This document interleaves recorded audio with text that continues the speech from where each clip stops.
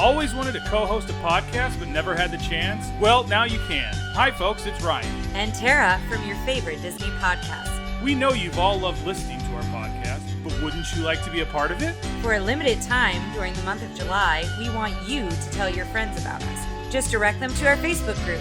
Search Tara and Ryan's Princess Diaries on Facebook. And get them to join. The person who invites the most new members by the end of the month will get a chance to co-host an episode with us. You could talk with us about 101 Dalmatians, Winnie the Pooh, Hercules, or many more. It's easy. So remember to tell your friends about your favorite podcast, Tara and Ryan's Princess Diaries. Thanks everyone, and enjoy the episode.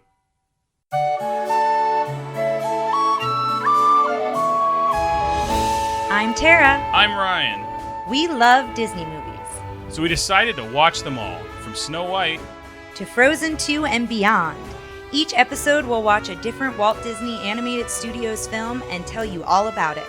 Did we like it? Does it hold up? Who's our favorite hero? Or villain. We'll give you history and fun facts about each movie.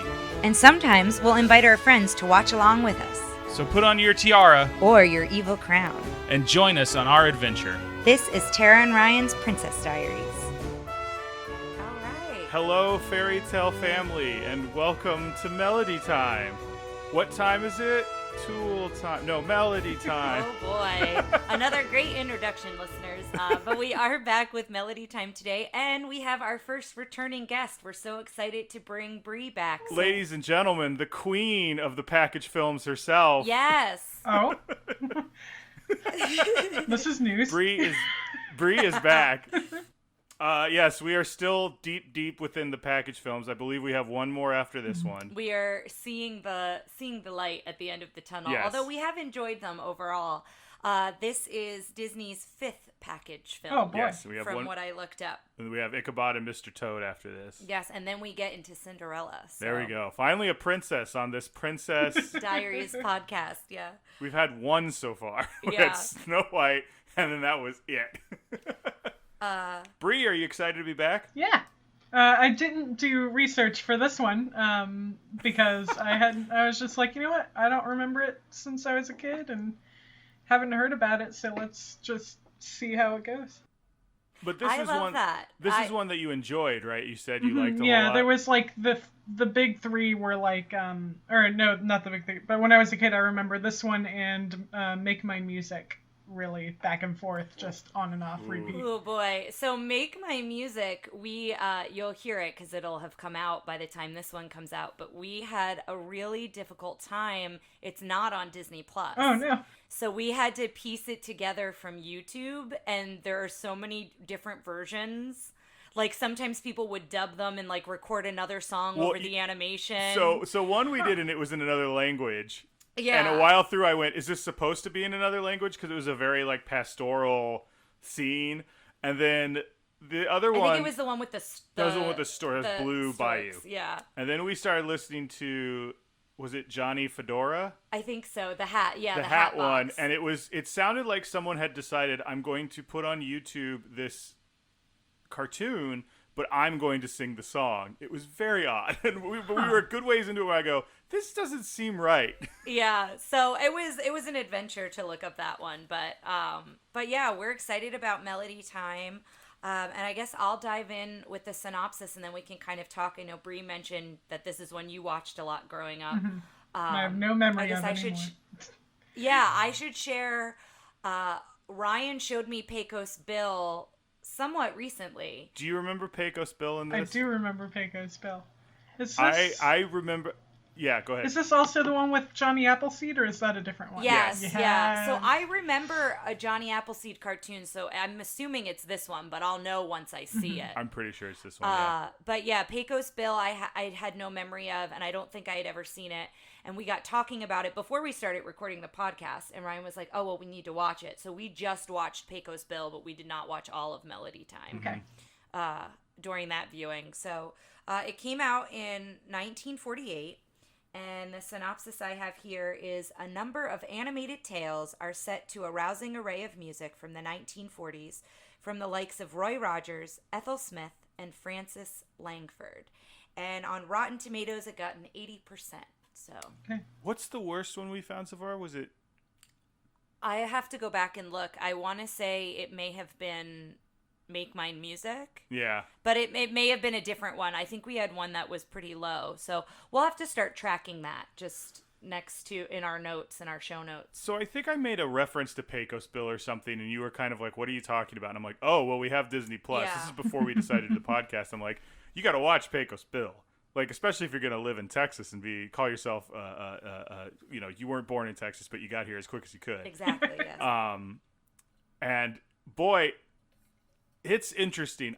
Having gone back and watched all of these, I think it stands up better than some of the other. Doesn't really stand up, especially the Hatfield and McCoy type cartoon from Make Mine Music. But there is a lot of gunplay in this one, and there is smoking. Well, yeah, there's a lot of controversy, and so I kind of want to look out for it. Yeah. About the smoking, but with Cowboys smoking in this one, it was heavily edited when it came out on DVD. So they actually edited the smoking out. He smokes a cigarette in several sequences. So what I'm curious is I want us to look for where maybe it isn't anymore, because they said it results in some odd hand and mouth movements because they literally take the cigarette out but keep the animation. I think he still had it when we saw it, but we'll see. So they may have put it back in. I don't know, but I know on some of the DVD releases they focused on taking it out. But then they also made a comment that Jose Carioca is in this one as well. Yeah. He still smokes his cigar. I forgot he's back. Yeah, they made a comment on the trivia I was looking up in the fairy tale facts, that even though they edited out all of Pecos Bill smoking, they didn't edit out Jose's cigar. And so I found that interesting, and I was wondering if maybe it's because it's a parrot smoking and Bill is a human. Like, I was wondering, like, where they drew the line. So I kind of just want us to be looking for that. I'm curious what it looks like on the Disney Plus version. Do you think there's maybe more of a stigma of cigarette smoking than cigar smoking? That's what I was thinking. Oh, maybe. Yeah, I guess that makes more sense than mine. But yeah, I don't know. Think about I that. do like the idea of, because I know exactly what you're talking about. Like, he rolls cigarettes and he like throws them into his mouth and he catches them with his lips. And the idea of him doing this weird thing, there's nothing. Like, they should have given him a toothpick. Or something. Yeah. So I don't know, and it says in some segments. So I don't know how much was in there. I also don't know the version that we're gonna watch on Disney Plus. It'll be interesting to see. I don't know how we know if it's edited. I guess if we're not noticing the cigarettes is how we'd know. But the other note I have about this with smoking is this makes it the only Disney film where smoking was edited out in some releases. So I'm assuming in the rest of their films, if smoking is in there, we know with Pinocchio they didn't edit it out. Well, I've been thinking a lot about Pinocchio, and at least in Pinocchio, at the end of the day, it says smoking is bad. Now, I think they're saying smoking is bad for little boys. But it still at least gives a message of that, where I guess Pecos Bill might look cool while he's smoking. No one looks cooler than Pecos Bill, you guys. Pecos Bill. So you two obviously are my friends on Facebook, but you'll notice I've been having Jose Carioca as my Facebook profile.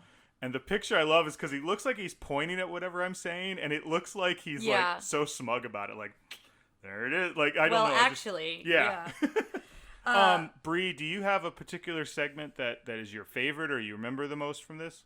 Probably.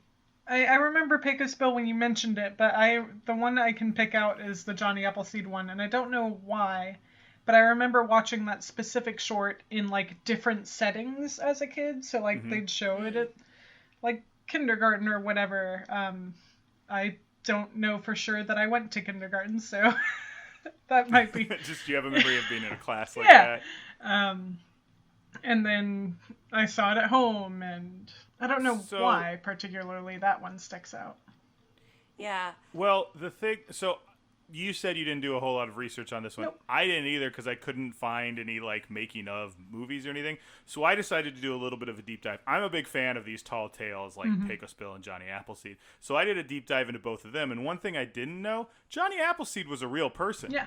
Yeah. But this was one of the rare times that a Disney animated work was based on a historical figure. And so I have some information on Johnny Appleseed as well. But if you want, do you want to take it away and I'll add? Well, I just thought it was interesting because I think a lot of times with these characters, you find out, like if it's a Disney version of a real character, you find out like Johnny Appleseed plants apples as he goes around America. In real life, he was known as Johnny Apple throw, and he threw apples at the black people in the South, and it's like, whoa, like you find out it's like a horrible story. But as far as I can tell, this guy, you know, he's definitely not exactly what he is. He used to go around and plant nurseries, and he would actually establish small orchards and then come back a few years later to help them out, as opposed to just, you know, randomly throwing apple seeds here and there. Yeah. One of the things I read about him that they don't talk about is the type of apples he made, since he didn't believe in, I believe, some sort of cross-pollinating or crafting. Grafting. Yes. Is what it's called. And I actually went down a deep dive on what grafting is because I wasn't grafting. exactly sure. Grafting's pretty grafting. cool. Yeah. Well, go ahead, you guys. Well, it was super interesting. And Bree, I'm sure you can explain it more because I kind of just like wrote it in layman's terms for me. But basically what they said is he followed, his church was very specific. I forget what denomination. It was something very... It was called the New Church or something like that. And so they had a dietary restrictions that he could not use techniques like grafting apples to improve them. Yeah. Like that was part of it, like improving nature. So he had to grow them from seeds each time, and grafting allows you to reproduce the exact same apple twice. So like in one apple, you could plant all those apple seeds and get different trees from one apple with those seeds. So you have no guarantee that the apple seeds from the same apple will plant the same tree again. So grafting lets you be able to have more control over that. And so since his faith had like restrictions on that, they said that he actually didn't really sell apples like to make apple pies and stuff because mostly they were small and bitter. So you know what he did do with them? Yeah.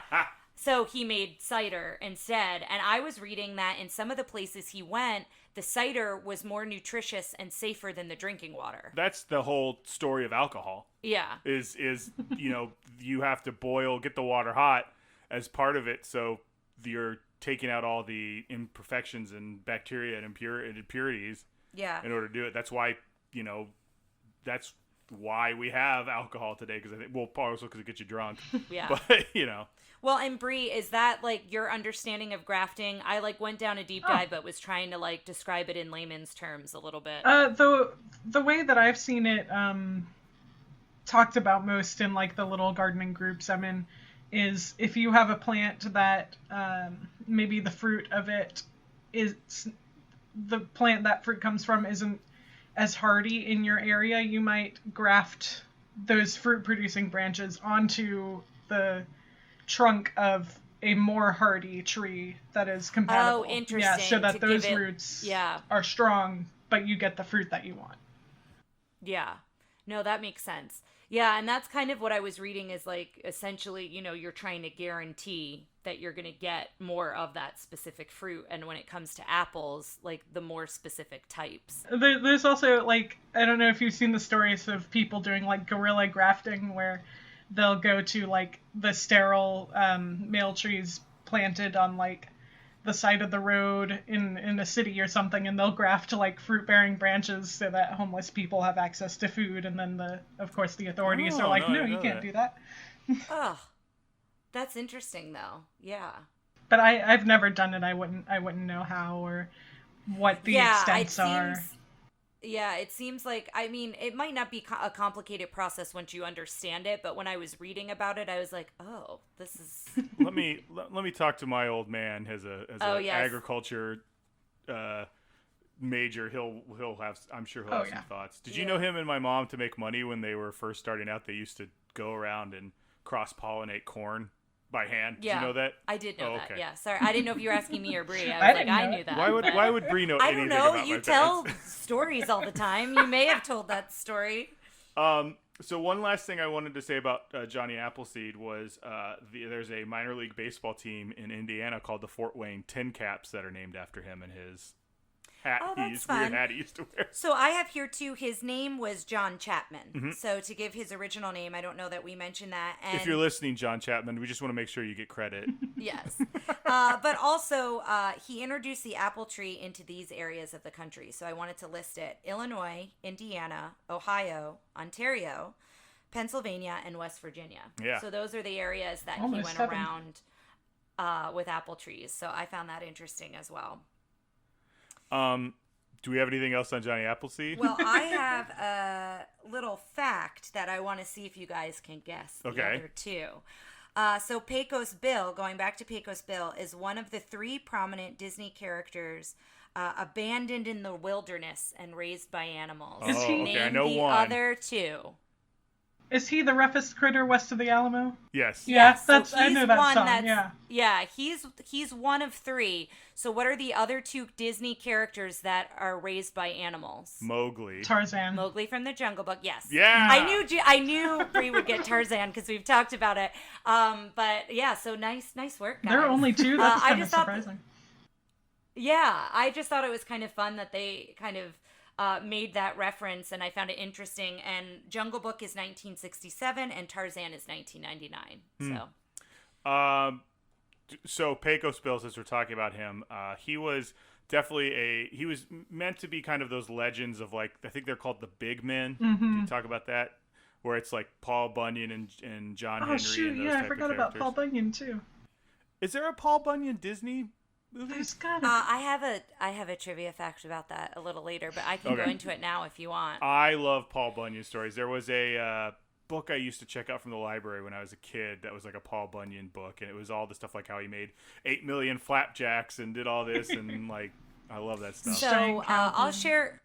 Yeah. I've seen when I just remembered when me and my dad were driving. We took road trips, and one was from San Francisco all the way up to Seattle. And while we were going through Northern California, there was a big Paul Bunyan statue we stopped at. Oh, that's I'll try and find more info on that for the Facebook page. Yeah. So I'll share my fact now because you can look out for it when you're going to watch it. But before Johnny Appleseed, that segment when it comes on, there are books of lore. And it's Paul Bunyan, John Henry, and Davy Crockett are all on the spines of the books. Oh, you mean my great-great-uncle, Davy Crockett, who geez. I have recently established that, yes, in fact, I am related to? Yes. And my dad wasn't full of baloney? Humble brag. But those 3 are on these books of lore, and Disney would later make films about all 3. So I don't know that they're all animated, but he does go on to make a film about Davy Crockett, John Henry, and Paul Bunyan. Davy Crockett was live action. So, It was like a show around the same time probably around this time as the early Mickey Mouse Club. Yeah, but as you were asking if Disney he did something on all of them eventually. Well, there was a Disney movie in 1995 called Tall Tales with Patrick Swayze as Pecos Bill, and I don't remember who played John Henry, and the other one might have been Paul Bunyan, and it was Oliver Platt. It sounds vaguely familiar. And then Shagirl Catherine O'Hara is Calamity I Jane. do love her. It sounds vaguely familiar. I feel like maybe I have seen this, but we'll have to post something about it on the Facebook page, whether the trailer or the movie poster or something. I watched a few things about Pecos Bill. There was another show. Do you guys remember Shelley Duvall's Fairy Tale Theater? No. Was she Lamb Chop? No, Shelley Duvall was the mom in The Shining. Oh, completely different person. She Who did am a I thing that was thinking of? You're thinking of Shelley. Shirley? No, it's Shelley something. But anyway, yes, but it is Lamb Chop. But Fairy Tale Theater was like they did one where it was the 3 little pigs, and like Billy Crystal was one of the pigs, and Jeff Goldblum was the big bad wolf. It was always like these kind of fairy tale stories that were a little modernized. You have to see something. But she did try another, like a 9-episode series where it was Shelley Duvall's Tall Tales. And one of them was Pecos Bill with Rebecca De Mornay as Slewfoot Sue and Steve Guttenberg as Pecos Bill. And I got about 5 minutes into it before I had to absolutely turn it off because it was terrible. And it started off with like Shelley Duvall in like kind of a cowboy getup, but it looked like Jessie from Toy Story.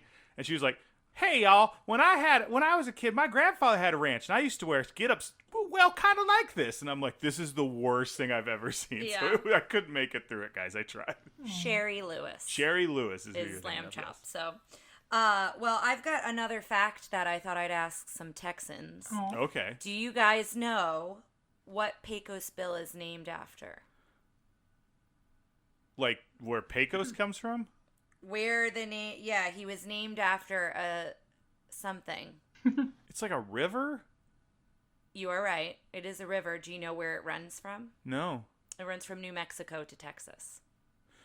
So it's the Pecos River. I'm not going to lie. I love you, but I thought that was going to be a much more interesting reveal than it I'm was. sorry. I can't help that that's where his name comes from. I can't control that reveal, but don't know that I would have guessed it was a river. I know. I mean, I think it's also like a valley or something, but yeah, it's definitely an area. Yeah. I just don't know that I would have known that. So, I'm sorry. Mr. Smarty All over right. there. Do we want to cover any of the other ones before we take a dive in? I'm excited that Jose Carioca's coming. Yes. Yes, and this is the third film to team up Donald and Jose. So I'm pretty pumped. I have found over these package films that I love Donald. Donald is becoming like my new favorite. I love how angry he gets and when he yells at the narrator. So I'm really excited to have Donald and Jose back as well. All right, guys. I think it's time for us to pop the old VHS and the VCR and check out Melody Time. Yeah, we'll see you on the other side.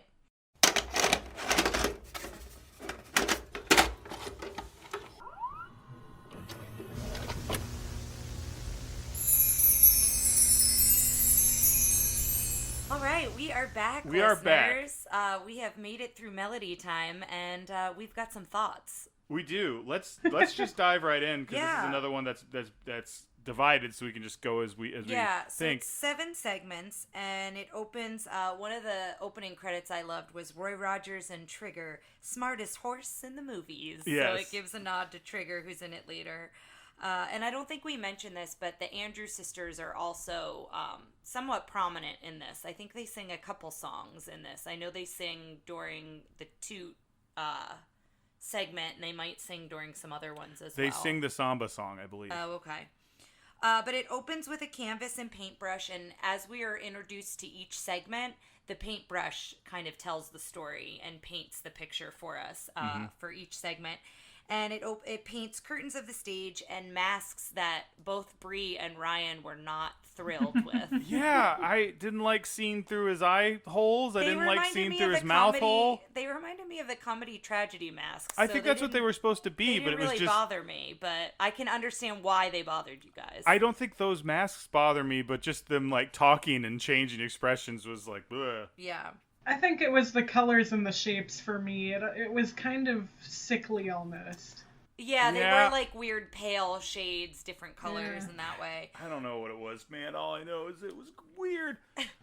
So then we open to the first segment, Once Upon a Winter Time. And it's snowing out a window, and we see like a picture frame of a man and a woman. And then you kind of like go out the window, and it's a boy and a girl and a sled, like a horse-drawn carriage in the snow. This just looked to me like a 1940s postcard that would be like for the song like just here like Sleigh Ride, is that the name of that song? It's like bump bump bump bump bump Yeah. ba-da-dum. Yeah, it just that's what it looked like. And it was a man and a woman with no nose. Yes, and we were very focused on that. And then also, there are these 2 rabbits that kind of mimic whatever the humans do, the rabbits are doing. So it's a boy and girl rabbit. And Bree noticed the lipstick on the lady rabbit before Ryan and I did. And it bothered me so much throughout the rest of it. That's how they identified the girl rabbit. Bree, was it bugging you? I mean, it didn't bother me. It wasn't a surprise. It was just like, oh, yeah, you got it. Here we go. Here we go, yeah. I just think it was a weird bright color. It was a weird choice, Yeah. But they go ice skating, and the rabbits follow them. They've got squirrels following them, and they draw hearts in the ice, which that part I kind of liked, the animation of them drawing The like, rabbits, as they're skating. The rabbits' butts back up into the ice, and they form Yeah, hearts. the tails like make hearts in the snow. And then he skates away super fast, and he comes at her really close, and when he goes to stop, he kicks all the ice basically into her face, which I would have been too. Well, watch your language. Oh, excuse me. I would have been upset too. You can use that one instead. No, we're gonna use both. We'll just use our little bleep noise. Yeah, and then she like storms off, but he like they both make fun of like the whole thing of this is the boys screw up, the women get upset, and the boys like. And then they make fun of her, like when she's angry and she keeps falling down, like she's clumsy and Yeah. she's not very good at skating. So then she takes off her skates and she tries to walk away on the ice without skates on, and her then dress. The boys mope. Yeah, and her dress is all like bunched up because it's one of those like big like bell. Well, it's like 4 dresses. There's a part where they all Yeah. flop down. Yeah. bell kind Well, of dress. it's probably a dress with a bustle, which we'll learn that bustles play a large part Yes, in this. in Bustle's Pecos a thing Bill. I didn't really know what they did until probably the last few years. Yeah. So basically, she like pouts. She pouts, rightfully so. She's upset and she like storms off. And at first, he tries to go after her, and then he goes the other way, and he's upset as well. And then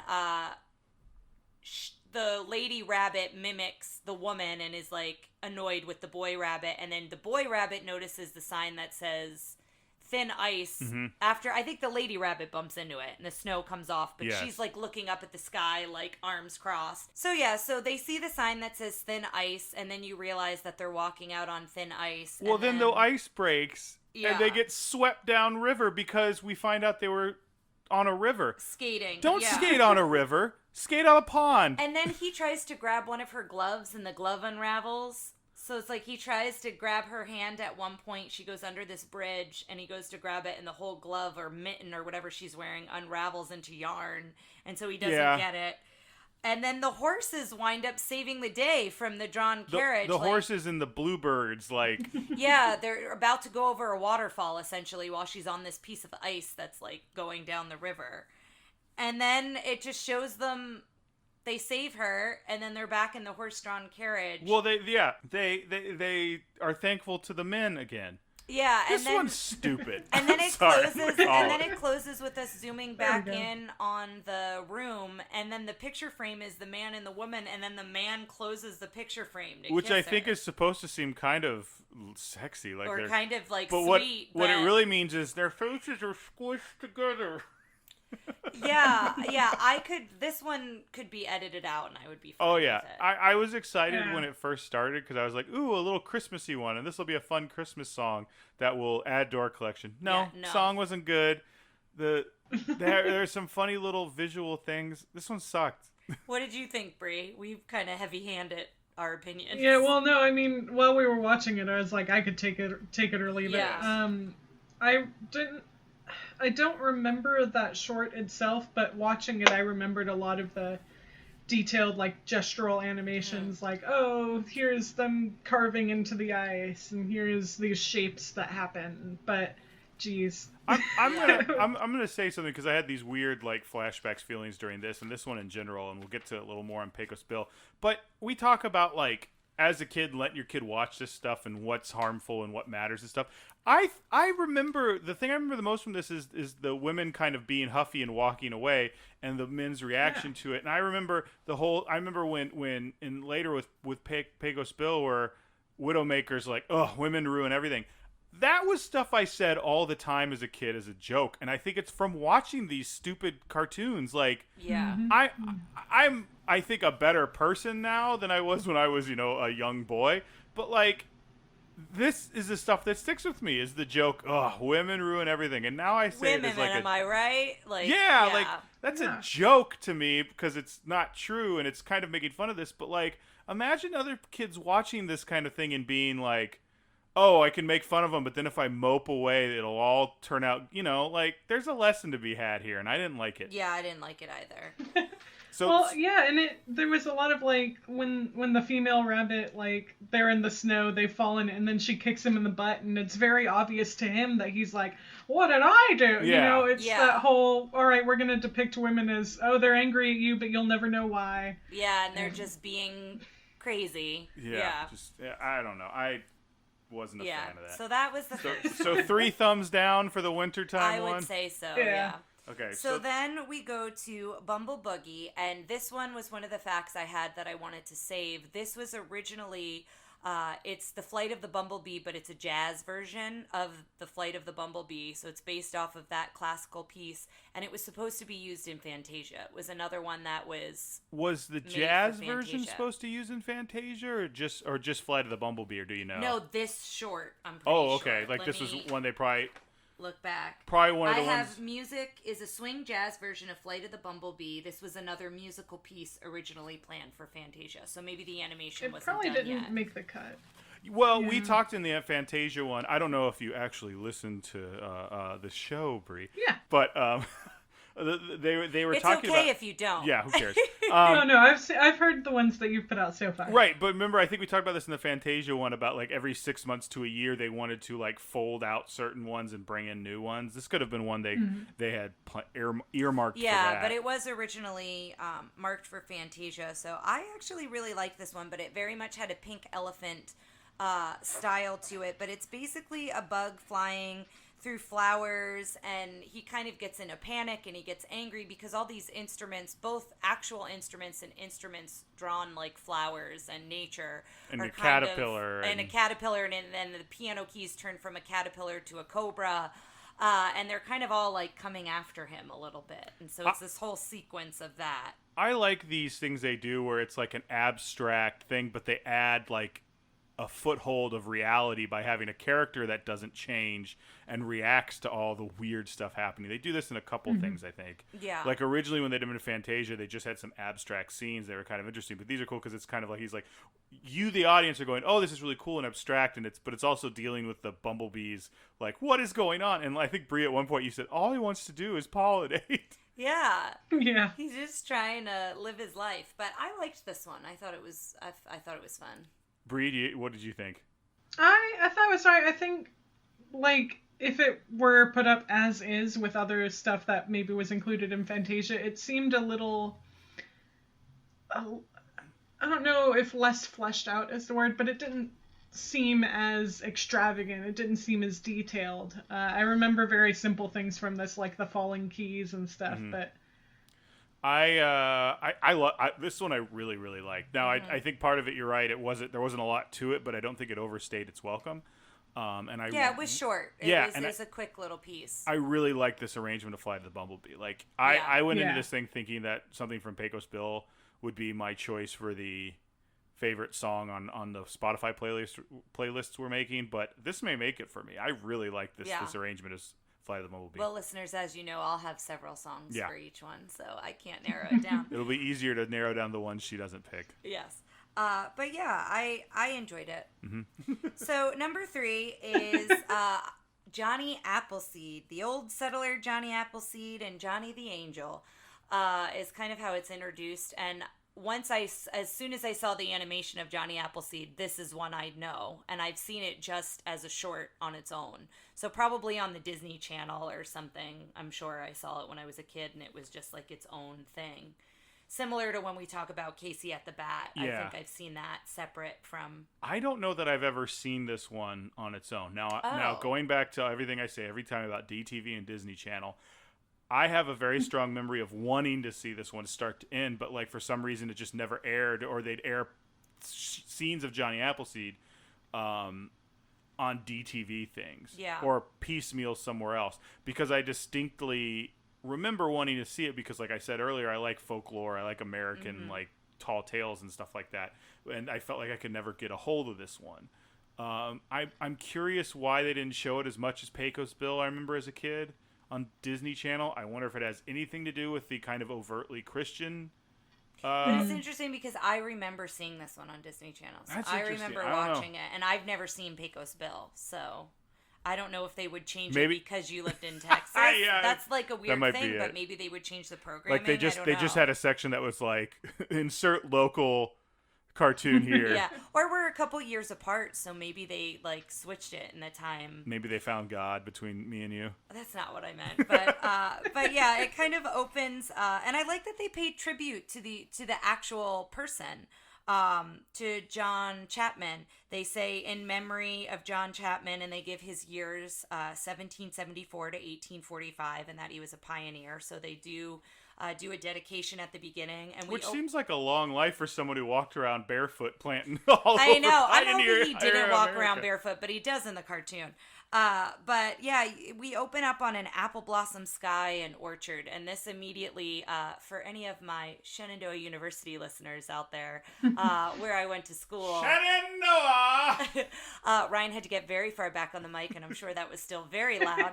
But we lived in essentially apple country. We were in Winchester, Virginia, and we had an apple blossom festival every year where we celebrated the apple blossoms. And the White House Apple Factory was also in Winchester. So if you drove by it when they were producing, it smelled like applesauce and like apple cider, like as you're driving by.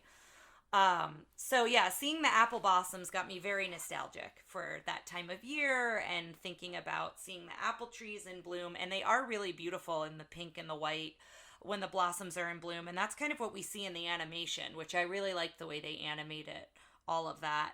But it starts out with Johnny picking apples and the song that's pretty much throughout it, "The Lord is Good to Me."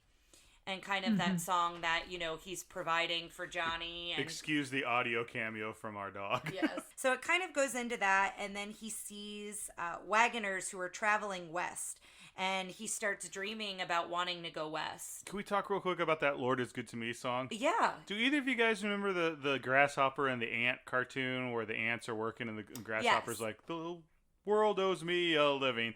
I kept feeling like it was about to go into this, like, because he's like, "The Lord is good to me." Like, it's just a similar melody. That's what I kept thinking.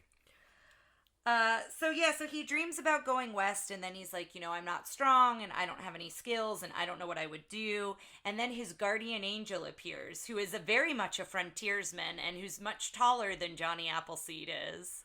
I love this guy. This is the best angel I've ever seen. Yeah. Right? And he starts talking. This old crotchety angel. Yeah. What do you, He like, was everything Johnny had ever expected in a guardian. That's Yeah. right, yeah. and he's eating an apple when he appears, yes. too. And I'd never seen a guardian angel who wasn't like, "Oh, my child, you're so much smarter than you think you are." He was like, "Dick, never, Johnny!" Like, he was mad. And he didn't have a halo over his head, like He a had lot of coonskin times. hat. Yeah.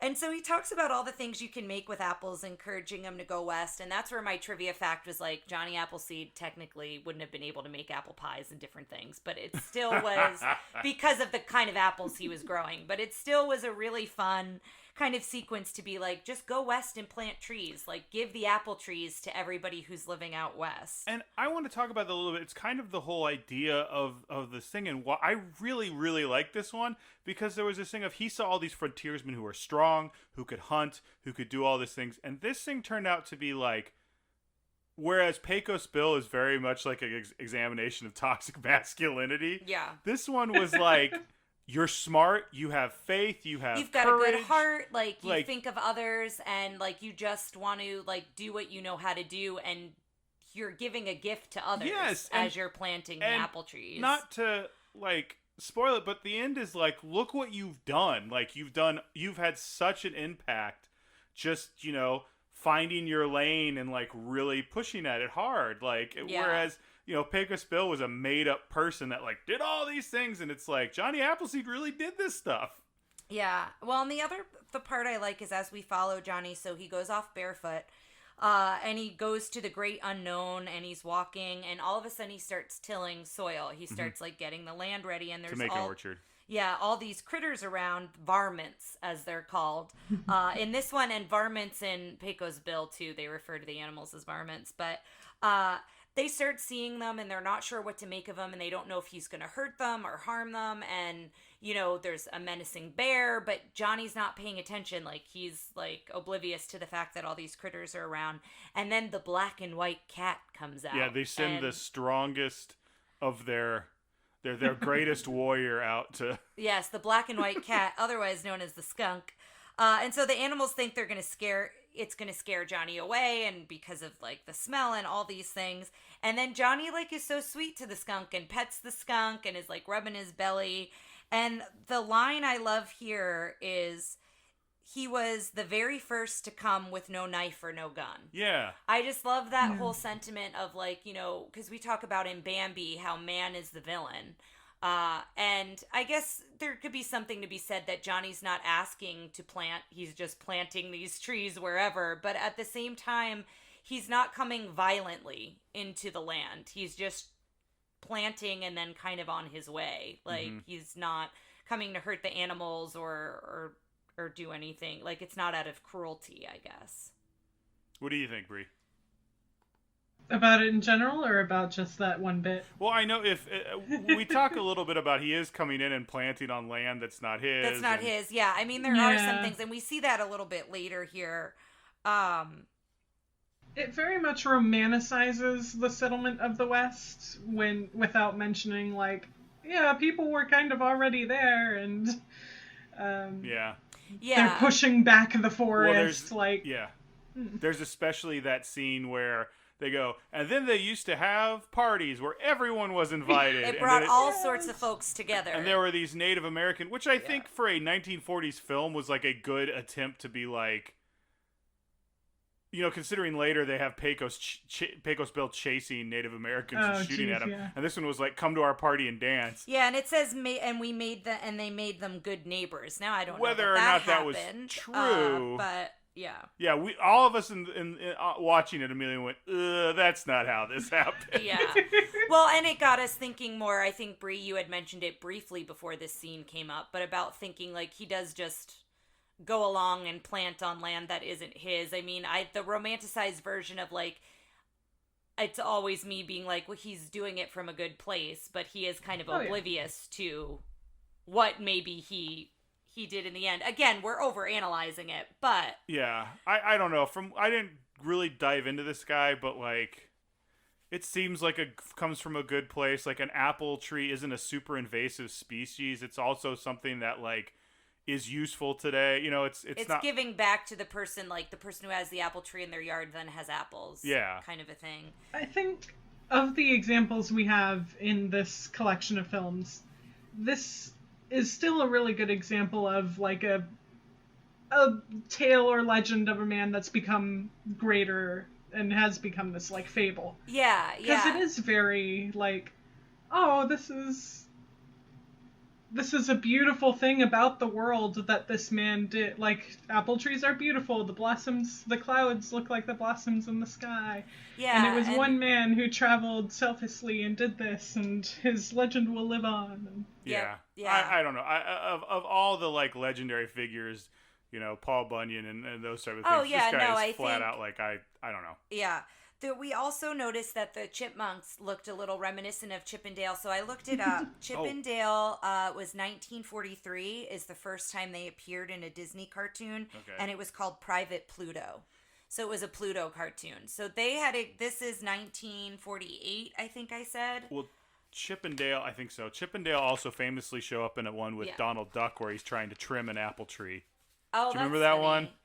I don't know. I don't. But I'll have to find funny. it. We'll put it up. It's one of the ones I remember because they do the whole Apple Core, Baltimore, who's your friend, and then you throw an apple at them. Does anybody know what I'm talking about? No. If you're 100 years old, get back to me. Yeah. But yeah, 1943 seems to be when Chip and Dale came on the scene for animation in Disney, from what I looked up. Mm-hmm. But so then we kind of fast forward when we see them all like dancing together and being good neighbors. Johnny's now got a long beard, and he takes a pot off his head, and he has a very oddly shaped head, very quick.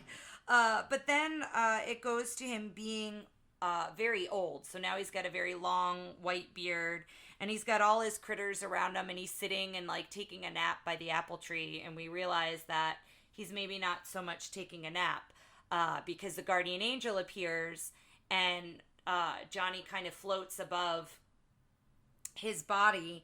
And he's now an angel. And I liked the way his guardian angel was like, well, that's just your husk. My husk? Yeah, and then he starts freaking out because he realizes what's happening. And the guardian angel's like, well, we really need your help because we don't have apple trees where we're going. And so I love that word choice. Yeah. And so, yeah, they never really identify it as heaven or anything like that, but just like where we're headed, like we could use your help. He's carrying a Bible. Well, yes, but I'm just saying they don't like specify. They more so just say like if you look up in the clouds, and as Bree mentioned before, like the clouds looking like the orchards and that kind of a thing. Guys, I think I'm going to have some cider later today to celebrate Johnny Appleseed. Yeah, how much I think like that's this a good idea. I really liked this one a lot too. I think there was one or two like slightly problematic moments, but I think it's handled much better than how Native Americans are handled in Pecos Bill. In 40 minutes from now. Yeah, in 40 minutes from now. So, yeah, I don't know, Bree, what were your thoughts on this one? I liked it. I didn't really have so much memory of what happened in the Johnny Appleseed story, other than just, yes, I know I've seen this short multiple times. And it was really, like, if I can stop trying to, like, analyze it, I'm like, this is a really nice little, like, legend of someone who became kind of like a, not like a god, but just like a myth, or not even, geez, my words. But yeah, it was really nice. It was heartwarming. I felt like heartwarming. It made me it made me feel good about humanity. Not to like take it there, but like he's trying to give back in the way he knows how, and the way he knows how is apple trees. His good nature pays off. Yes, yeah. So the next one we have is Little Toot, which I believe is probably, am I right? Is the biggest. Yes. The biggest roller coaster of so wild. One we saw. And interesting enough, this was the other fact that I wanted to save, the other fairy tale fact that I had that I wanted to save till after we watched it. This is actually an adaptation of a popular children's story of the same name. I saw that at the beginning, that someone else had a different story credit for this one specifically. Yeah, so I wondered if that was the case. 1939 was when that story came out. Now, I don't know, it was based off the story, but I don't know, I'm sure they may have taken liberties. I don't know how true to the original story it is. But this one really gives us, like, a lot. There's a lot going on with this one. But essentially, it's a Little Toot is a tugboat. And he's cute, and he's chugging along. Yeah. He's chugging along without a care in the world, and we kind of learn that he just gets into mischief and trouble because he's just playing when he should be working. And he winds up flipping over Big Toot at one point, and Big Toot, like, is drowning in the water, and he just wants him to grow up, and he has no fun. You know, I'm kind of, like, going through that beginning because it's a lot of, like, shenanigans with Little Toot. And so then we see a cop tugboat, and Little Toot is really nervous and afraid of the cop tugboat. And then he's helping his dad again, and they have like an ocean liner, a very big ship, and they start spinning it in circles. He's trying too hard. He's just like shoving it as fast as he can. He's not really trying to do his job. He's like, I can do this. Yeah, and so it starts spinning in circles, and the he next causes shot, the greatest disaster in that town's history as the ocean liner is pushed ashore 3 blocks deep. And I think it's supposed to be New York City because at the end we see the Statue of Liberty. Yeah. So I'm pretty sure like the boat was like up in the harbor somewhere, into the cityscape. Big Toot was on top of a building. Yes. On top of a skyscraper. And then there are 2 cop tugboats that have Little Toot chained, and they basically exile him. Steve Buscemi in Con Air when they're bringing him out, and he's like the Marietta Man. Yes, yeah. That's what it looks like. They look like they're like, we have to have 2 people on him, and each time he's a horrible convict. Like he's such a danger. And so they bring him out, and he's crying and like really sad, and they basically exile him. And then we see that Big Toot has been demoted and is pulling the garbage barge, and he's like got garbage on him and like, looks a hot mess. Yeah. And so basically Little Toot's been banished out to sea. I think Bree said banished, and it's like the perfect word. Yeah. Where do you think he was banished to? Well, Ryan made a comment saying he was banished to New Jersey, but it was open water. I saw no land there, so it could have been anywhere. I mean, could have just been. There was a lighthouse. There was a lighthouse. There's a Barnegat. That's where they said. That's a pretty far. Yeah, that is pretty far to banish him out there. But he must be near land because there's the buoys, the most horrifying buoys. Yeah, that's what I was just gonna say next. They shouted, "Bad boy" and "shame." Bad boy, shame. It's the nun from Game of Thrones. Yes. With a bell and everything. Yeah, and they like even looked scary, like the way that they animated their faces of these buoys floating in kind of like a foggy, like open water.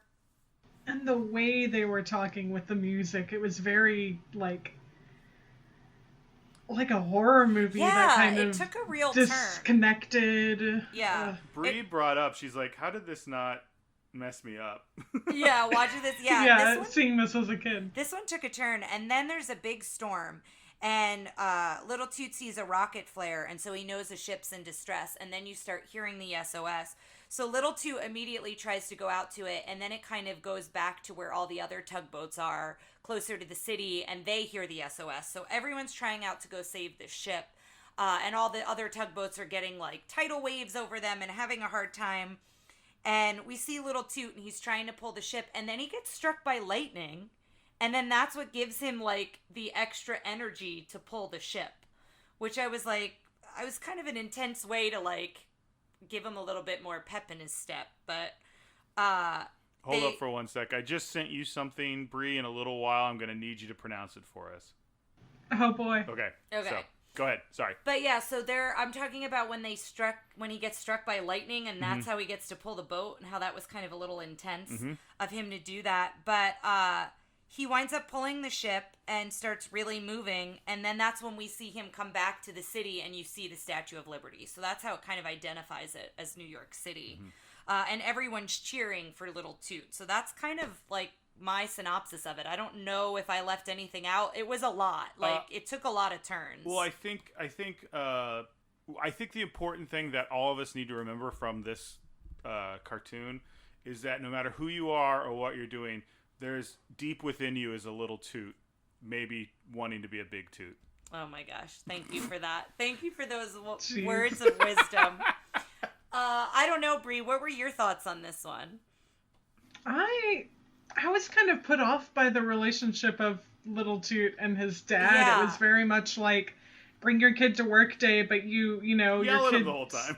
Just, yeah, like, it didn't seem like the little boat was supposed to be working. He was pulling little paper boats. He was just like, oh, I'm with my dad, I'm having fun. And his dad's just like, no, won't you grow up? And it's like, why'd you even bring him, buddy? Like, Yeah. and then he's afraid of his dad Yeah. after he gets like, it was real weird. I agree. And I also think, like, the way, he was just being a kid and just playing in the water. And it just seems like they wanted him, real life, like, came pretty strongly in this one, in this story of, like, you have to grow up and get a job and, like, stop misbehaving kind of a thing. And it was a little intense, I think, for me. I could take it or leave it. Yeah.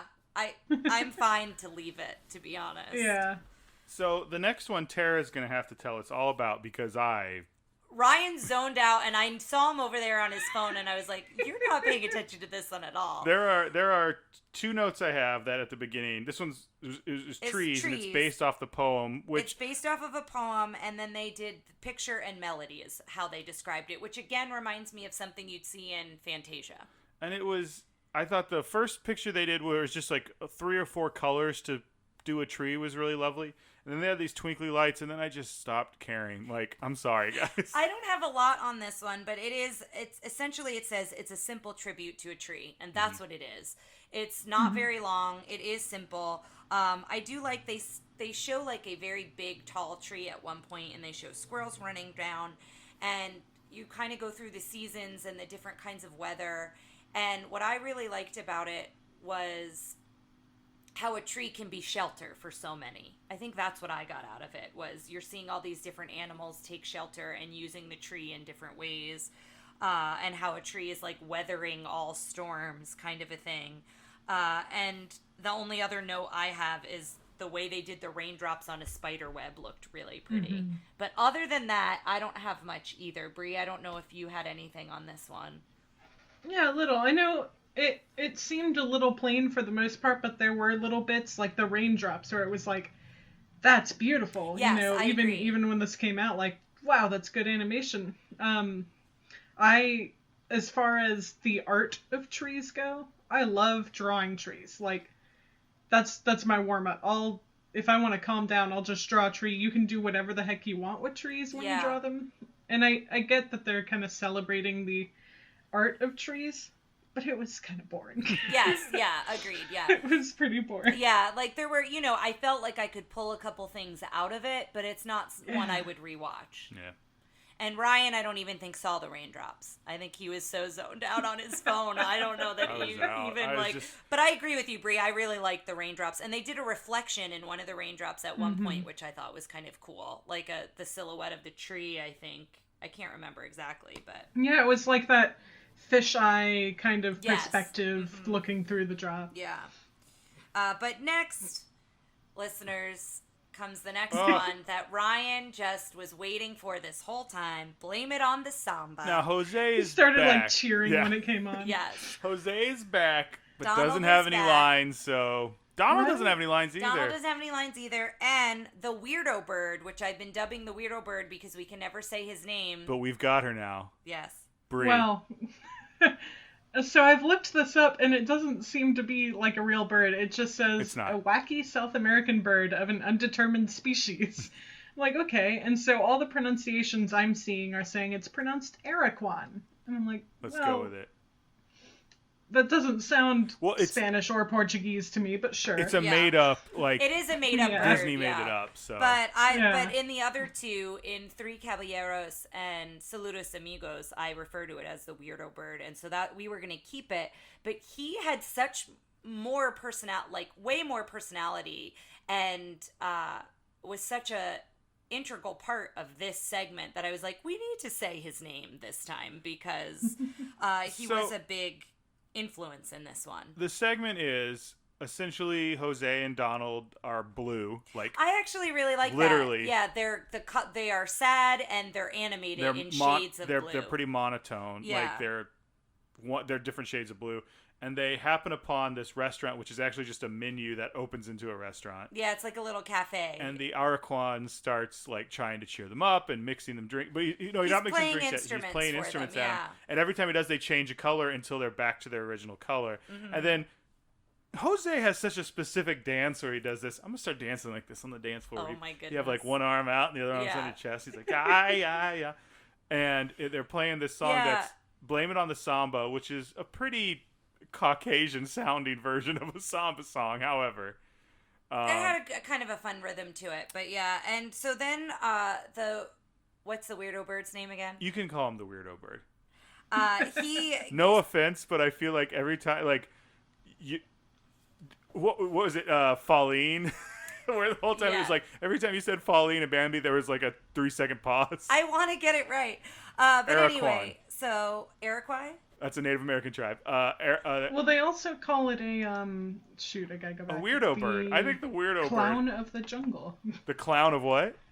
The clown of the jungle. Clown of the Jungle. All right. So, okay, I'm not far off then. So anyway, he starts making a drink. He starts making a cocktail with all these different instruments. Yeah, He he's like- put a little tambourine and a cabasa in this, and he puts it And in a it's- big shaker. And it's going shakes along it to the up. words. Like, she's kind of like, mix a little of this. Yeah. You know, it's, And so that wasn't the then- song at all. Whatever I just sung was not Not the song at all. but that's fine. But then the bird dives into the drink, and now Donald and Jose, everyone is in this giant, like, snifter glass. It looks like what you used to keep your beta fish in before we knew each other. Yes. Little Poseidon. Yeah, so it's like this giant Brandy glass, and they all are in it, and there's bubbles and all these colors, and they're dancing With with Ethel Smith. Ethel Smith, who is playing the organ. Who is killing it on the organ. Yeah. So good. And then Donald and Jose are so adorable. They're dancing and they're in the bubbles. And then we get a little nervous because Donald's history with women, especially in Three Caballeros, is not great. They go under the organ, and you Donald's see her under there. feet. You see her legs. Her legs and her feet. And it's yeah. like, legs probably in pantyhose with like Heels. Yeah. Yeah. It just looks like, and I'm like, oh God, what's Donald gonna do? I'm getting real Yeah. nervous. He's gonna be like, hey, Toots, look at I those was legs. like, or he's going to touch her leg or something weird's going to happen. And the Weirdo Bird hits her leg as if he's trying to get her to do a reflex. And then she kicks Donald. Yeah. Right? That's what happens. Yeah. So it winds up, listeners, Donald is totally good in this one. He is not a creeper at all. He's had a with the cold lady. shower the other right bird, between. though. Yeah. Oh, he's not a creeper. He's more like, More playing shenanigans, it I feels think, like Bugs but- Bunny to Yeah. me, where he lights her foot on fire and Yeah. sticks a dynamite under there. But that goes into the next part. So the next segment is basically a very pink elephant segment.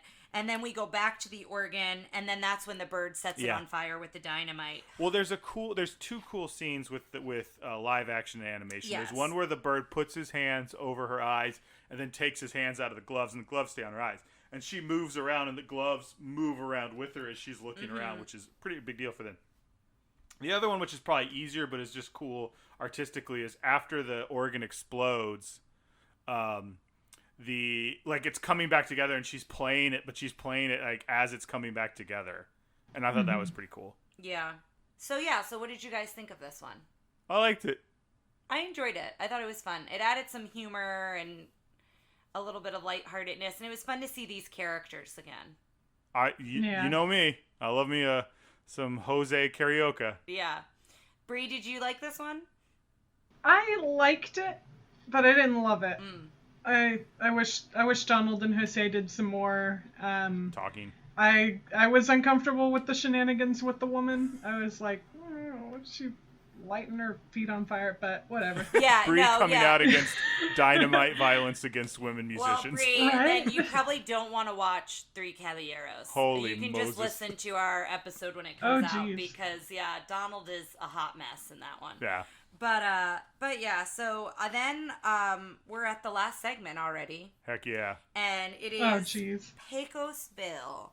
So we start out with the narrator saying we're going to sashay into it kind of gentle-like, talking about like going into this story.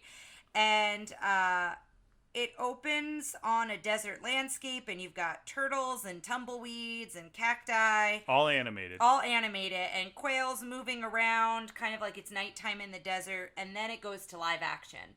And it's a campsite, and you've got Roy Rogers, and he's doing a lasso when they zoom in on him. That Roy wasn't doing it, it was the kid. Oh, it was the kid? I thought it was Roy. I think it was the kid. Because I was noticing it looks like not a fake lasso, but it looked like he had a hinge up here. So he's not doing it. It's interesting.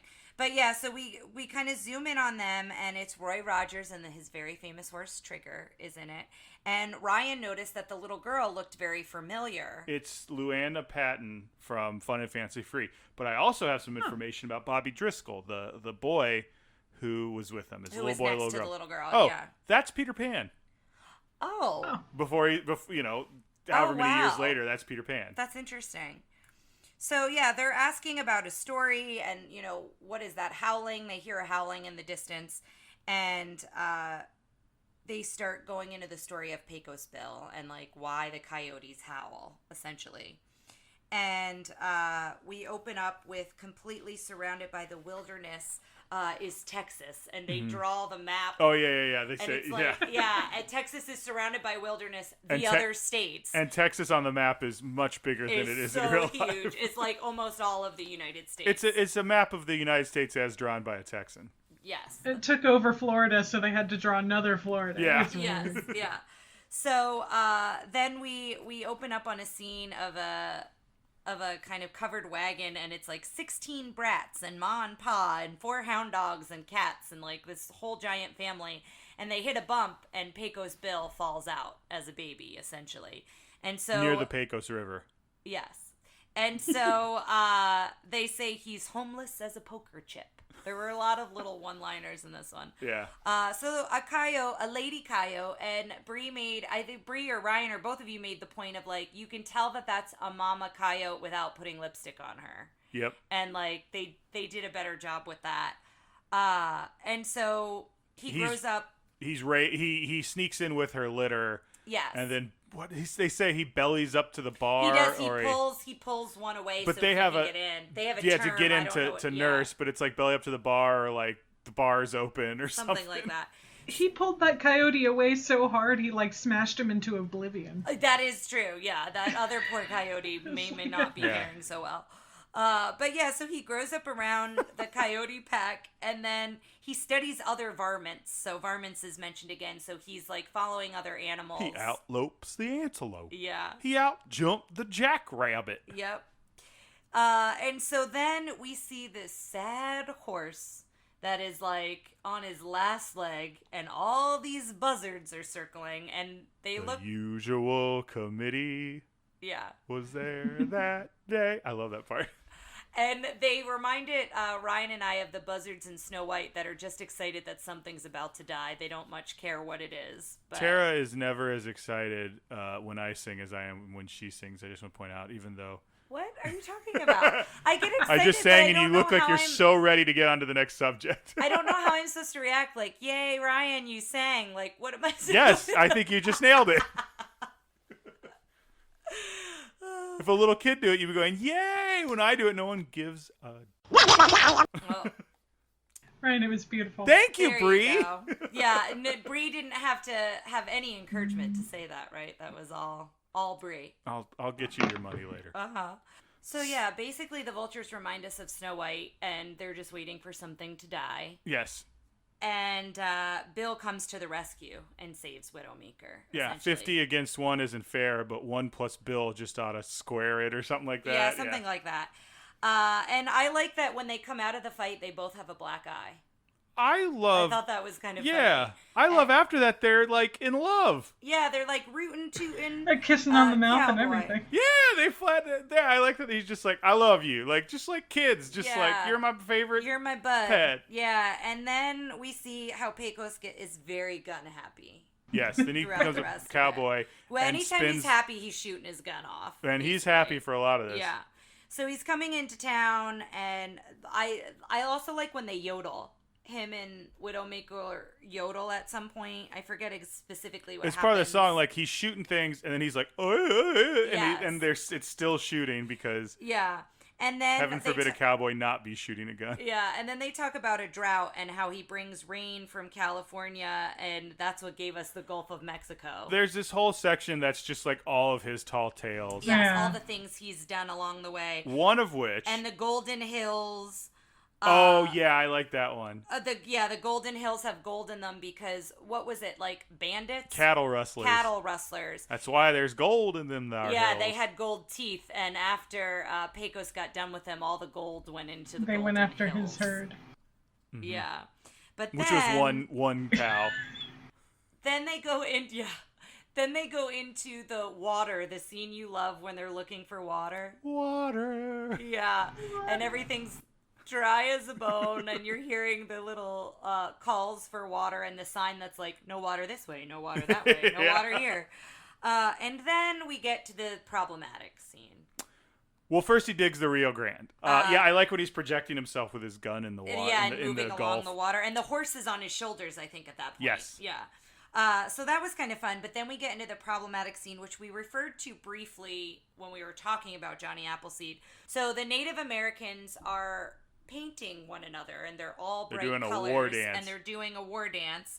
And that's how the Painted Desert got its name. Well, he just decides to shoot at him and chase him, and Yeah. because the way they're painting each other, it's like a dance, but they're sticking their Yeah. hands in paint and slapping their like thighs and then the face of the guy across from, which is kind of a cool little visual thing. Yeah. But when then they're running all that paint's going, which Painted Desert's very lovely, but unfortunately, this is the association. I think you said the same thing, Bree. You remember this part. Whenever I think about the Painted Desert, this is a scene I think of. Well, yeah, I mean, if there's anything I remember about Pecos Bill, it's like, oh, I remember this scene, because I painted rocks as a kid, like, ooh, Painted Desert, it's beautiful. Jeez. Yeah. I mean, Yeah. it's quick, it's out. It did not age well, for Yeah. sure. But yeah, it is a very brief moment. I will say that they don't focus on it too long. I have a feeling when we get to Peter Pan, we're going to be very uncomfortable. Holy moly. After that scene, he then is butting heads with Buffalo, and it basically he's just like causing a ruckus, kind of wherever he goes. He's a menace. Yeah, he's getting into adventures of sorts.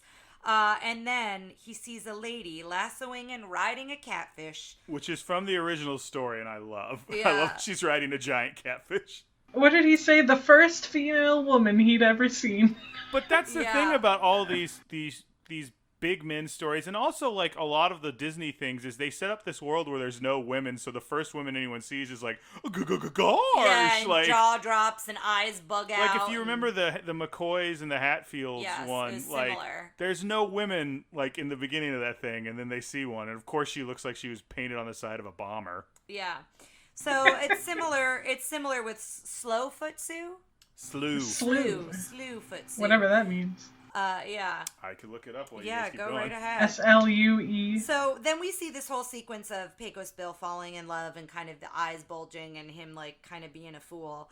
And then at the end, Widowmaker is crying because he realizes that like Pecos Bill is no longer really in love with him and like his best friend. Like he's kind of found somebody to replace him with a little bit. It's Timon and Pumbaa when Simba is with Nala. Yeah, Like, yeah. If he falls in love. Yes. Tonight. The definition of slewfoot: having big, clumsy, or turned-out feet. Oh my goodness, that is Perfect. not a nice nickname. Nor is it representative. It wasn't here. characteristic No, of yeah, her, I she's don't not think. clumsy. Maybe in the original story she Maybe had big she old was. feet. Maybe she was clumsy. I don't know. But yeah, then we go to the night falls and they're courting. Every time you and say night falls, I think of Saludos Amigos. when the night falls, yeah. Thud. The funniest joke in 10 movies we've seen. So the moon and the stars are out, and the stars form hearts, and then eventually it spells out "Sweet Sue, I love you," and they kiss, and And the guns go off on their own. the guns go off while he's kissing her, and then Which I'm sure isn't innuendo or anything. well, yeah, good point. Oh. So then it's their wedding day, and Sue wants nothing more than to have a bustle. That's her dream on her wedding day is to have a Ladies, bustle. neither of you have ever worn a bustle, correct? I don't think anyone wears bustles anymore. No. There's I mean, Jeez, unless no. like you were in theater or something, but I've never worn one. No. Yes, what's the point? Just to make you learn you have a big old butt? I don't know. I mean, bustles are big in Cinderella. I know the stepsisters have the bustles, but Listeners, I if don't know any if of they you go into it. know the purpose of a bustle, hit us up. Yeah, feel free to email us. But anyway, she is dead set on having this bustle and then also wanting to ride Bill's horse, wanting to ride Widowmaker. So Widowmaker is like in a rage, and he's tied up by like 20 different cowboys, and like they can't calm him down because he does not want her to ride him, like no way, no how.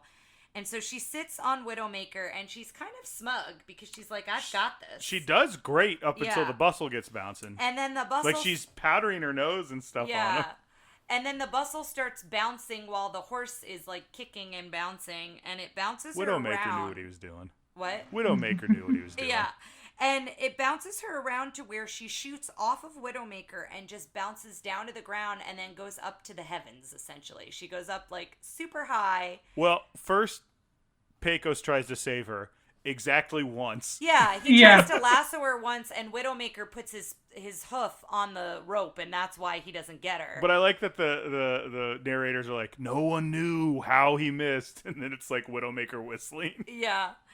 But yeah, he only tries once, and then he's like defeated because usually he gets it in the first try, and he didn't. Darling, I want you to know that if you're ever bouncing from the street to the moon, I will try 2, maybe 3 times to save you. Thank you, I appreciate that. Or at least call out to me or something. Ask if I'm okay. Like, nobody's like asked. You want me to come out? You don't want me to save you. You want me to be out there with a sandwich. Yeah, they're just watching.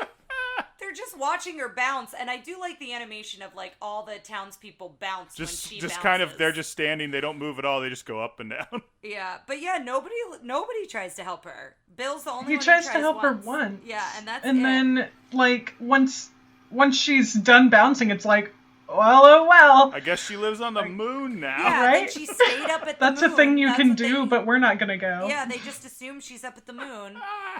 And then it's like, then we're done with her, and then Bill is so sad, he goes back to the coyotes, and he wails a cry at Sue every time there's a full moon, and the varmints all join in, and so that's why the coyotes howl at the moon. So I'm going to go out on a limb and say I really like this one. I know it's completely politically incorrect. I know it's part of it is my love of like Texas. And your love of tall tales. And this is just written mythology a lot for and me. things like that. So I loved it. I don't know. This may have a split vote this time. What do you guys think? Thumbs up, thumbs down. It was certainly probably the most exciting one. It was very fun. The most entertaining. I mean, as far as I didn't like Sue, I didn't like the characterization of that relationship. I don't. I'm sounding like I'm being like real feministy up in here, but it just. Well, if you want to know more about Sue, there's Did you look up? There's an anthology of stories and a little bit more of a modern one. I think it's called Chicks! ! And I believe it's Great. it's lady writers writing stories about that makes me feel lady a little characters. bit better. So this is. Instead of going to the moon, Slewfoot Sue bounces so high she comes down in Russia, and she ends up battling the Baba Yaga. I'm into that. Yes. I'm really into that. I want to I'm remake into- with yeah. that. I'll Baba submit Yaga. for the Baba Yaga. Well, I was having the headcanon that now she's on the moon and she's like living it up with aliens well, or something. that's what I was thinking. Is I Yeah. want this story because you like this John Carter of Mars, only it's Slewfoot Sue and this like Yeah. weird moon western. Yeah.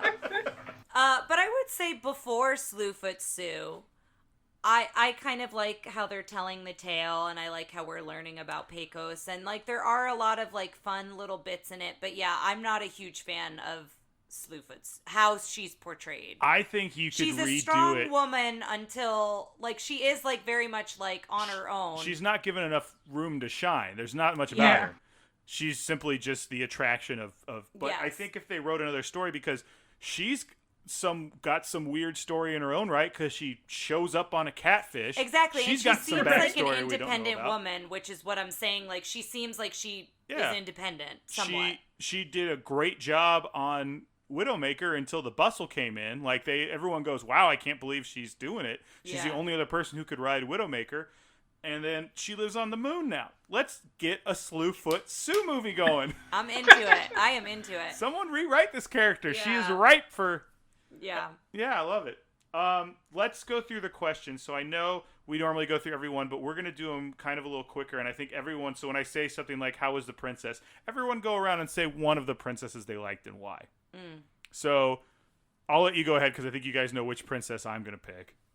Well, then you go first. I 'cause I have to like go back through. my I notes love a little Pecos bit. Bill. He is a man out of time. He is a problematic individual, but at the end of the day, he is the character I remember. He's potentially some of the reason we started this podcast, because I was like, you haven't seen the Pecos Bill, we have to watch this. And I was like, well, what if we watched all of these? Yeah, the things we haven't seen. So yeah. So I'll at least give credit to Pecos Bill for that. I'll have to go with Johnny Appleseed. Yeah, I really same. like Johnny. Bree, is that going to be yours too? Your favorite princess? Yeah. Uh, It's very humble. It's very, like, It has such a if good I were to message. identify with a character in this movie, it would probably be Johnny Appleseed. Agreed. not to get more religious, guys, but you are preaching to the choir. I really enjoyed Johnny Appleseed too. Yeah. Who was your favorite prince in this? Prince being a love interest. You don't have a whole lot of choices. You don't have a whole lot. Can of I say the choices. angel? Yeah, We'll Johnny's go with that with angel. sidekick. I love that angel. Oh, I that think Okay, angel sidekick, was yeah. fantastic. Yeah. yeah, like he was. I love the idea of a grumpy, crotchety angel that's just frustrated at his ward or whatever. Yeah, and it's But, just like, get it Johnny's so together. enamored with him. Yeah. I also really like the skunk, like the kind of opposite of Flower, who's like real timid. This one was like, Yeah. oh, but still didn't realize he was stinky, which I love. Yeah. What about a villain? Do we really have a villain in this one? The buoys. Ugh.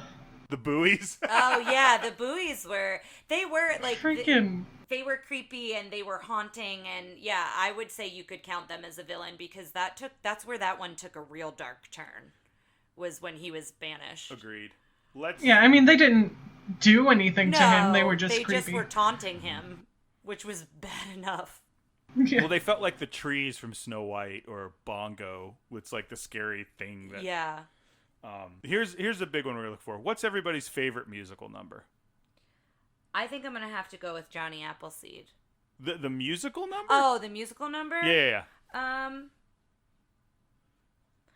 Yeah, I think that, and I like the Blame It on the Samba too, but I think I like The Lord Has Been, and again, The Lord Has Been Good to Me was nostalgic. The minute I heard it, I was like, oh, this takes me back to when I watched this one. So a little bit of his like sense memory for me. Bree? I think the one I remembered the most was the Pecos Bill song, and I liked all the songs in Pecos Bill. I liked the Blue Shadows, and I liked the more exciting one. Yeah, I don't have them all written down. I really like that style of like the cowboys singing real low, and it's an a cappella like story, like a ballad almost. Totally agree. I think that was my favorite too, was Pecos Bill. I really, really like the Bumble Boogie one though. Oh yeah. That one- Oh yeah, I that one forgot kind about of came that out of one. nowhere for me. Yeah, Like, that was a really fun adaptation of Mm-hmm. the original piece.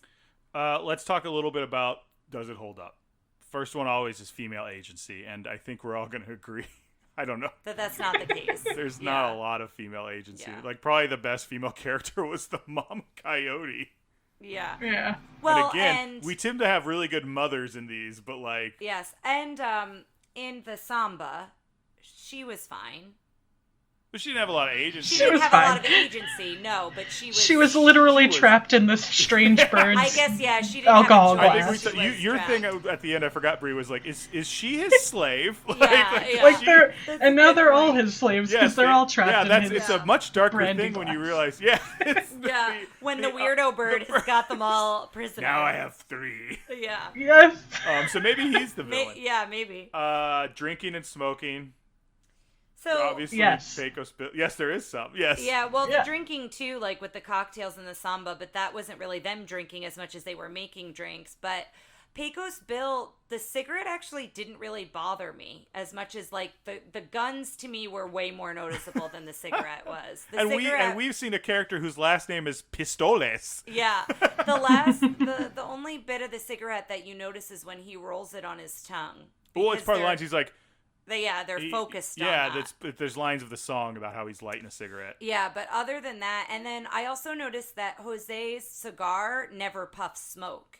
He has it in his mouth, but I didn't see There any. was some. It Yeah. was Is at the there? beginning when he's Okay. walking with Donald. There's a little falling, but Is it's not there- puffy. It was like a little. Yeah, but it wasn't as Line. prominent as in like Three Caballeros, Fair. and I feel like it happens more. So, Mm-hmm. and I don't know that there was any smoke coming out of the cigarettes with Pecos Bill.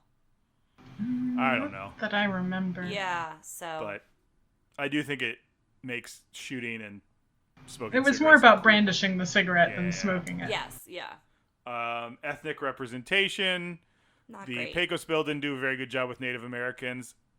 And I think we're kind of, I don't think the term's whitewashing, but we're definitely fairy tale-izing Or the like, relationship between white man and the Native Americans. yeah, and as Bree said, like the romanticizing Thank of the you, that's the word I story. was Yeah, looking for. like I don't revisionist history, I guess, is another way, and I don't know that it goes that far, but it is like pointing out all the wonderful things that Yeah. we came in and did without necessarily focusing on what Yeah. maybe actually happened. I'm interested because we were listening. We're doing a Disney puzzle, and Tara, I don't know who put it on. I don't know. I'm worried about that, but we're working on a Disney puzzle, and we put on Disney music, and Pocahontas stuff came on, and I'm really looking forward to that one since Disney kind of has a lot to make up for in the thing is Indigenous American column. I'll be interested watching it as an adult. I Mm-hmm. loved it as a child. I love all the music to it. It's like I have a special place in my heart for it, but I haven't seen it now that I'm an adult, so it will be interesting. Yeah. Peter Pan, I know I'm in for it with Yeah. Peter Pan, and I know that. But yeah, Pocahontas, it'll be interesting. So the next one is Guns and Firearms. Yeah. Like enough said. Like Pecos Yeah. Bill. I still compare everything. Well, Pinocchio, I guess, is more smoking than it Yeah. is the guns, but yeah. This is definitely short of the hillbilly cartoon from Make My Music. This is probably Yes. the biggest The gun most gunplay so far, seen. yeah. Okay, so well, this question's not on here, but we do talk about it. Showing this to a kid, would a parent be able to turn this on and just leave it on and let a kid watch it?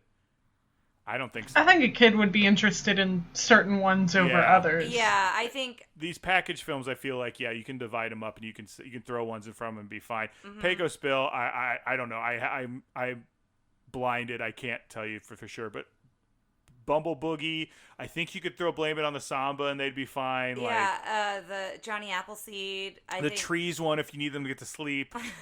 Yeah. but yeah, don't show them the first one I mean, with the ice skating. we were talking about that earlier. Just don't Yeah, just skip that one. skip it. It's not good. They're It's not gonna like it. it's not It's not. Yeah, there's nothing. it's not interesting enough to try to waste the time on it. Yeah.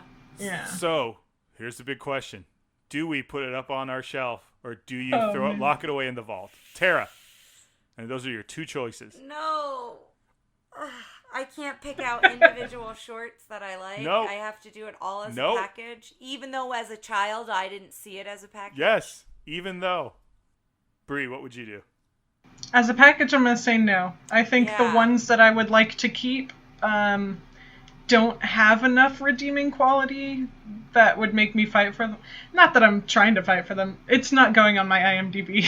Is my thing. It's I don't- not going on my shelf Not either. going on the shelf. You're locking it away in the vault. I'll watch it I'm once. Putting it in a drawer. Yeah. Tara doesn't have a vault, Bree. Tara has a drawer full I of have a all the drawer. movies that she doesn't watch. Because I don't like the vault. The vault to me is Song of the South is in the vault.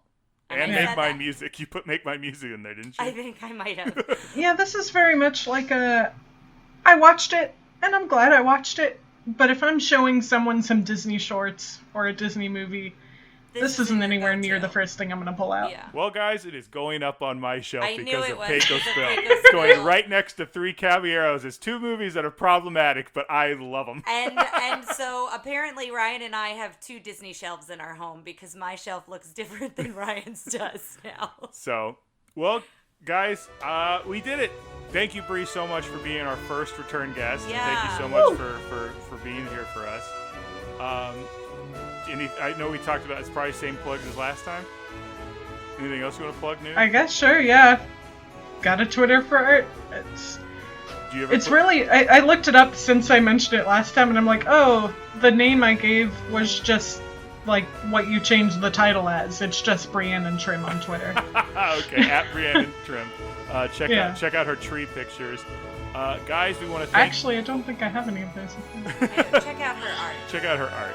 Guys, we want to thank you as always for listening, and please, we remind you to rate and review us if you can, and tell your friends about us, so we can hopefully grow our fairy tale family. And I believe next time is The Adventures of Ichabod and Mr. Toad. And that will be the last of our packaged films. All right, guys, so we'll see you then. Thanks for listening to Tara and Ryan's Princess Diaries. If you want to tell us your favorite Disney villain and why it's guest on, send us an email at trprincessdiaries@gmail.com. Or you can send a tweet about how great Maleficent is to @TRPDiaries. Check out our Facebook group by searching for Tara and Ryan's Princess Diaries.